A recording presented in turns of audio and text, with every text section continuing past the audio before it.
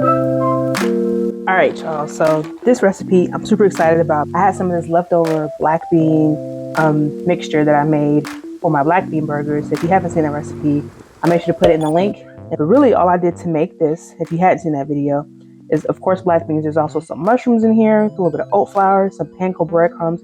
So similar ingredients that you would use to make a meatless loaf.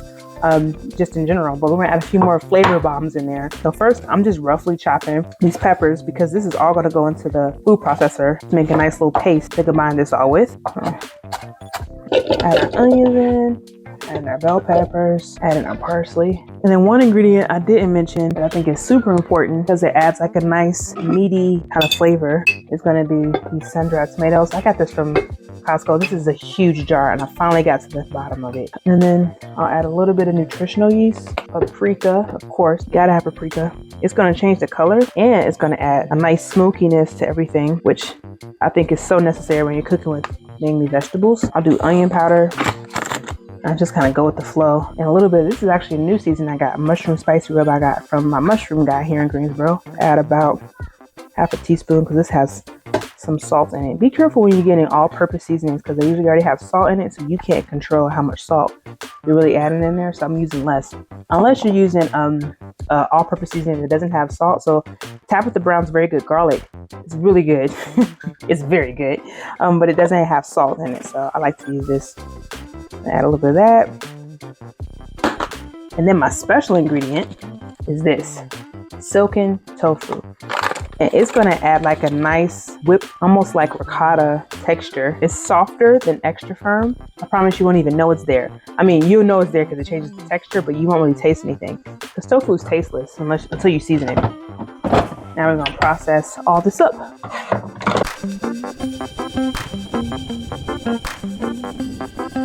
Okay, so here's our mixture.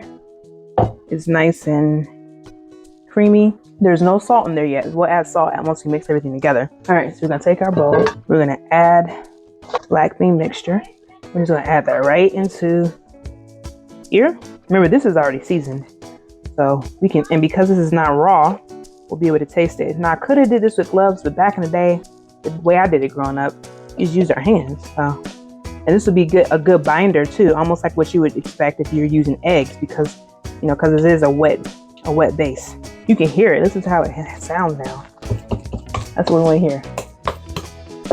That's what we want to hear. Pop, pop. If you think it's too wet, you can always add some panko breadcrumbs. If you think it's too dry, you can always add more of that mixture we made. And it looks like it might be a little bit too wet, so I'm gonna actually add some breadcrumbs to it. Remember, this is not meat, so we can taste it and make sure it has a good flavor. I'd say a little more paprika, a little more onion, a little bit of nutritional yeast, some garlic, and a big pinch of salt. A little bit of pepper, a little bit of this coconut aminos. You could do liquid aminos. You could do soy sauce if you like, and like a dash of Dijon.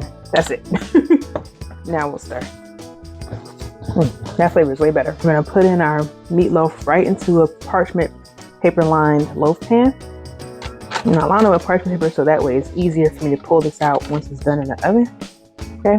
We're gonna put some saran wrap on this and then in a 350 degree oven that's been proved. Okay, so the meatloaf or the meatless loaf is out of the fridge. I took the whole pan and I just put it right onto a sheet pan so that way it'll be easier once I take it out of the oven. Put this in the oven 350 degrees for about 45-50 minutes and then we'll go from there.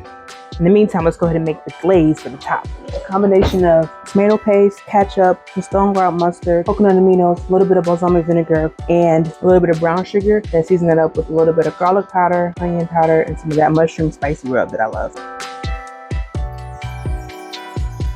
You should still be able to put a line through for it to be a really good glaze.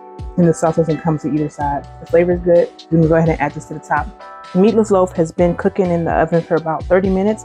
Now I'm gonna go ahead and add my glaze on top. So now I'm gonna put this back in the oven, just being mindful because it is hot, about another 10-15 minutes until it caramelizes. So the meatloaf, or the meatless loaf I should say, has been resting. You can see that nice layer on the top of the caramelized glaze at the bottom.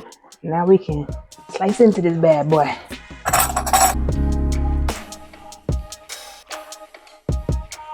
I almost forgot to do taste test. I done ate the broccoli and macaroni already. That glaze is crazy. I can taste the mushrooms too. It's not meat. Got a little kick to it. It's good too. It's good. If you like this recipe, especially me using the black beans, I think you like my other recipe that I use with black beans to make the black bean burgers. They're the base of this recipe. Check out this video, and I'm seeing you in the next one. See you later.